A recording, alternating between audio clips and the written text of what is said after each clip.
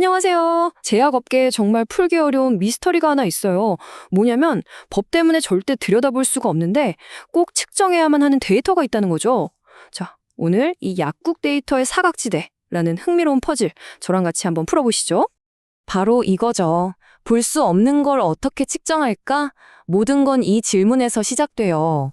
뭔가를 꼭 알아내야 하는데 법이 딱 가로막고 안 돼, 볼 수 없어 라고 한다면 여러분이라면 어떻게 하시겠어요?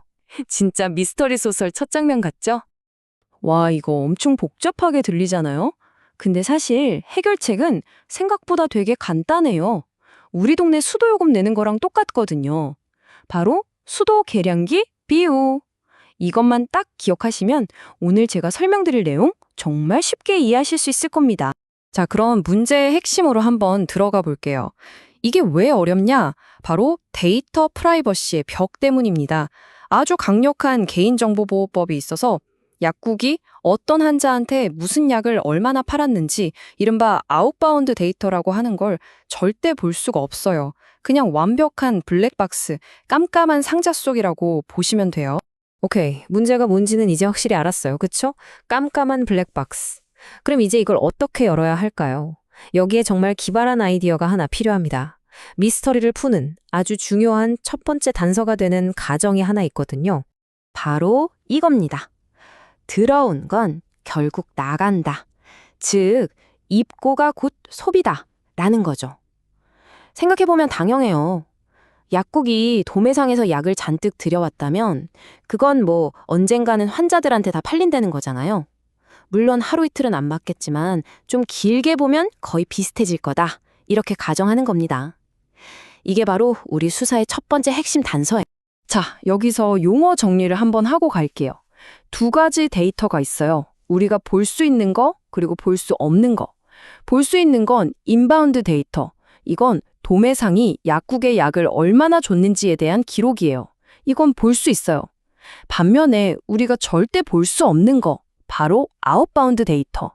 이건 약국에서 환자한테 약이 얼마나 나갔는지에 대한 기록이죠. 그러니까 우리의 미션은 명확해졌어요. 볼 수 있는 인바운드를 단서로, 볼 수 없는 아웃바운드를 추려내는 겁니다. 자, 그럼 이제 진짜 수사를 시작해볼까요?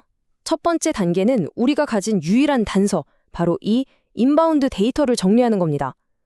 이게 처음부터 딱 깔끔하게 정리된 데이터가 아니거든요. 그래서 이걸 우리가 쓸 수 있도록 보석 원석을 다듬 듯이 깨끗하게 만드는 작업이 먼저 필요해요. 이 데이터 정리 작업은 크게 세 가지로 나뉘어요. 첫 번째, 제품 코드를 하나로 통일하는 거예요. 도매상마다 쓰는 코드가 다 제각각이라 이걸 하나로 쫙 맞춰주는 거죠.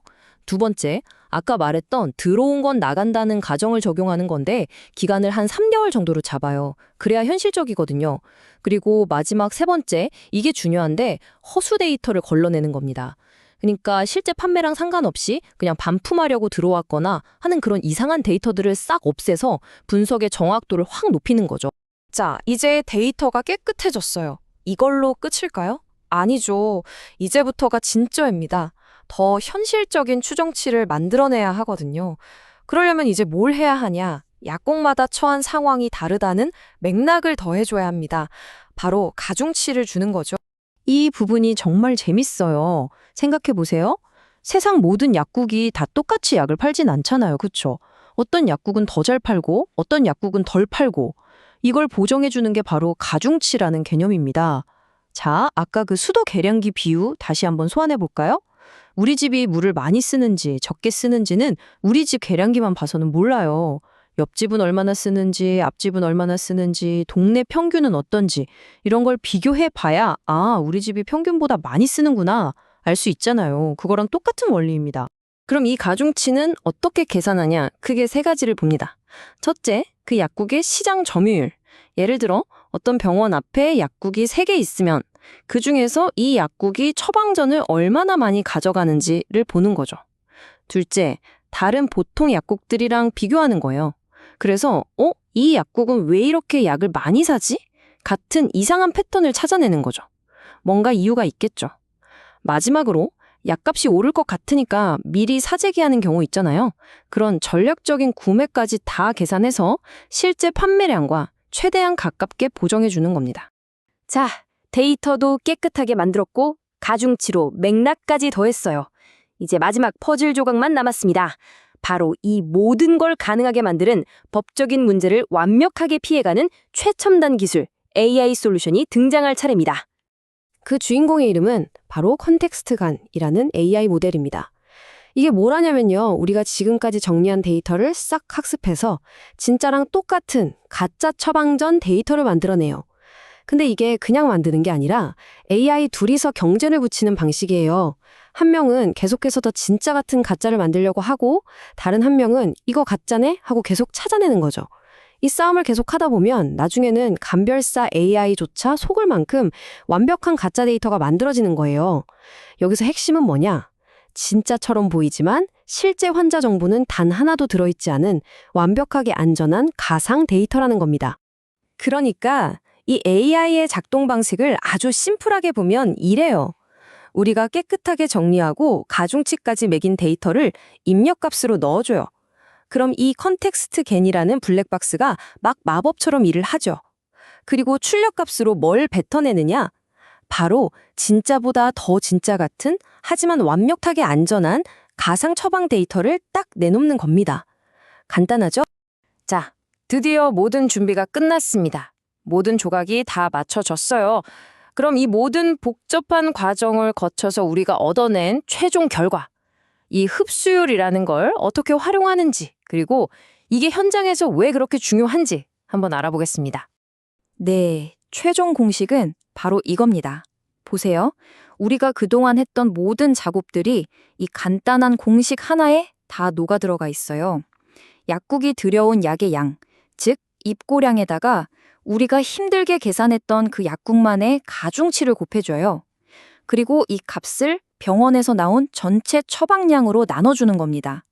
그러면 드디어 우리가 그토록 알고 싶었던 눈에 보이지 않던 그 약국의 최종 흡수율이 딱 계산돼서 나오는 거죠. 그럼 이 흡수율이라는 숫자를 알아내서 뭘 할 수 있을까요? 쓰임새가 아주 많습니다. 첫째, 제약사가 약국에 수수료를 줄 때 아주 공정한 근거가 돼요. 이만큼 우리 약을 팔아줬으니 이만큼 드립니다가 가능해지는 거죠. 둘째, 관리도 편해져요. 만약 어떤 약국의 흡수율이 기준치, 예를 들어 한 80% 밑으로 뚝 떨어진다? 그럼 시스템에서 바로 빨간불이 켜지는 거예요. 여기 뭔가 문제 있나? 하고 바로 확인해 볼 수 있죠. 그리고 제일 대단한 건 우리가 지금까지 얘기한 이 모든 복잡한 분석을 사람이 하는 게 아니라 SS 컴페어 같은 솔루션이 그냥 알아서 다 자동으로 해준다는 겁니다. 자, 그럼 맨 처음으로 돌아가서 오늘 이야기 전체를 한번 정리해 볼게요. 우리의 미션은 뭐였죠?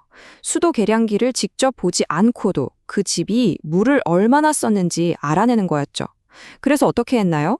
먼저 도시 전체에 공급된 물의 양, 이게 바로 인바운드 데이터를 확인하고 주변 이웃집들은 물을 얼마나 쓰는지 비교해서 이게 바로 가중치, 마침내 그 집의 실제 물 사용량, 이게 바로 흡수율을 정확하게 알아낸 겁니다.